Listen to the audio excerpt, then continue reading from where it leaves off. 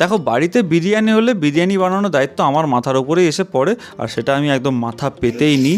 তাই জন্য আজকে কোনো কথা না বলে ঝটপট করে বিরিয়ানি বানানোর প্রসেস শুরু করে দিয়েছিলাম। হ্যাঁ, মা হেল্প করেছিল, মানে ভাতটা মা করেছিল, কাটাকুটি মা করে দিয়েছিল, মানে ওই আর কি। আমি করি না, আমি জাস্ট খুন্তিটা নাড়ানোর জন্য, কিন্তু বাদবাকি হেল্প টেল্প মা বাবা বোন এরাই সব করে দেয়, এরা মিলেই সব কাজ উদ্ধার করে দেয়। হ্যাঁ, আমি শুধু ওই খুন্তিটা নাড়িয়ে দিই।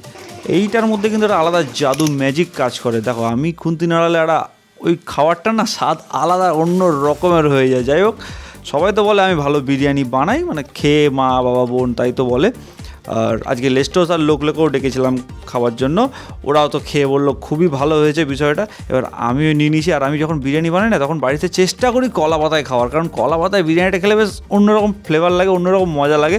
হ্যাঁ, এবার নিজের রান্না বলে বলছি না, কিন্তু মানে আমার কিন্তু খেতে অসাধারণ লেগেছে, মানে এসাদের ভাগ হবে এরকম একটা ব্যাপার।